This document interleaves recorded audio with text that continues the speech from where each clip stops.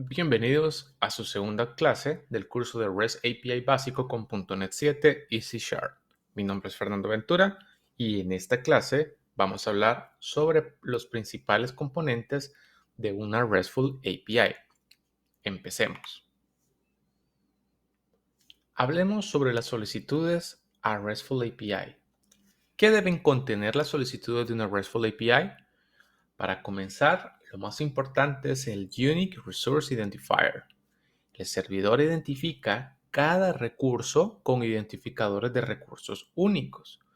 Y cuando hablamos de REST, el servidor normalmente realiza la identificación de recursos mediante el uso de un localizador uniforme de recursos, mejor conocido como URL.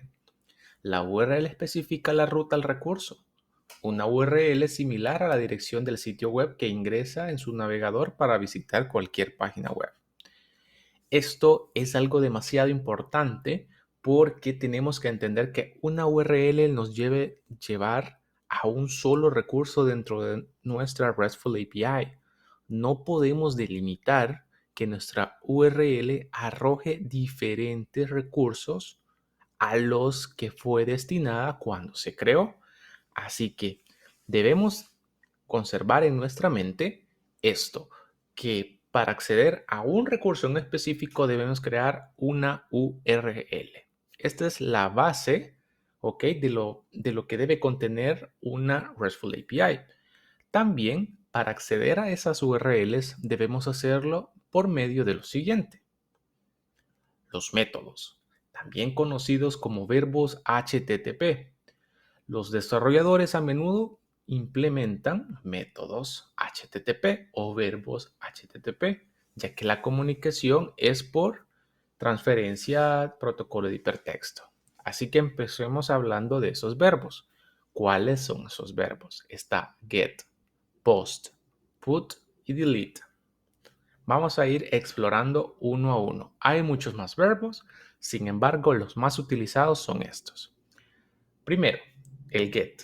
Los clientes usan get para acceder a los recursos que se encuentran en la URL especificada en el servidor. Los métodos get pueden almacenar caché de las solicitudes get y enviar parámetros en la solicitud API RESTful para indicar al servidor que filtre los datos antes de enviarlo.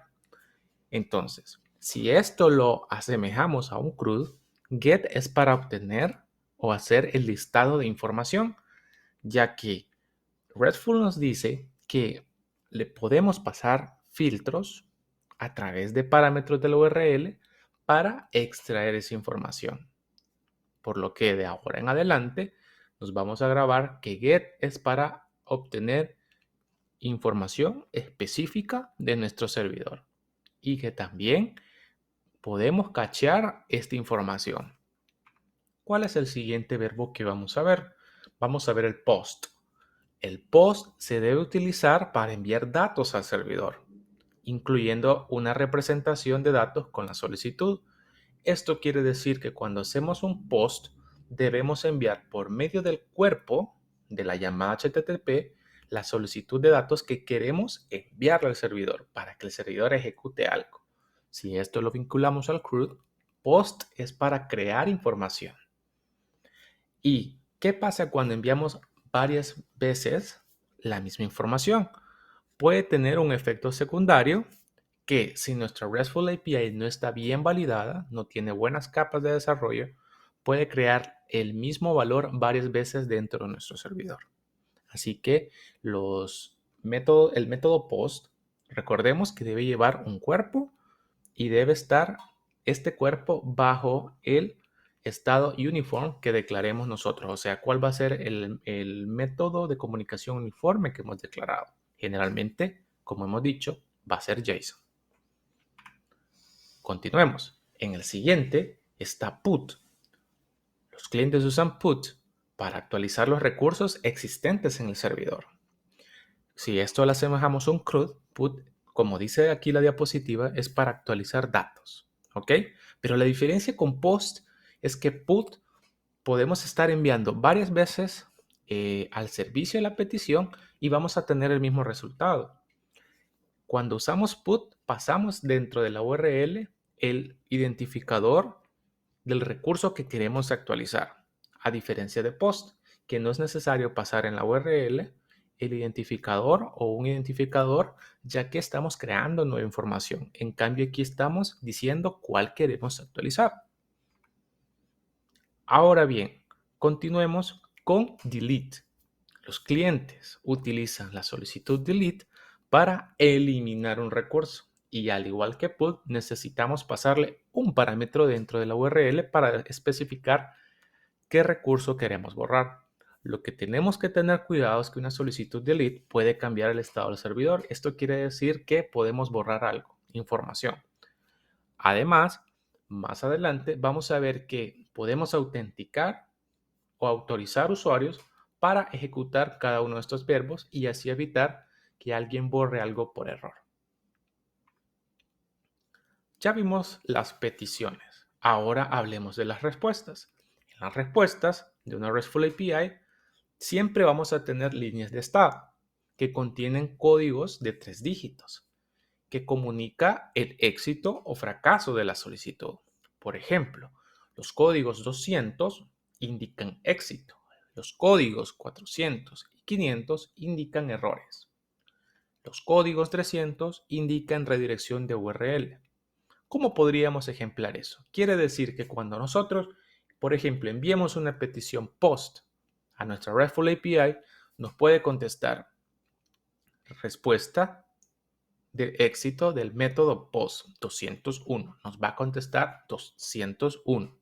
Si nosotros dejamos ir una petición GET, nos va a retornar 200.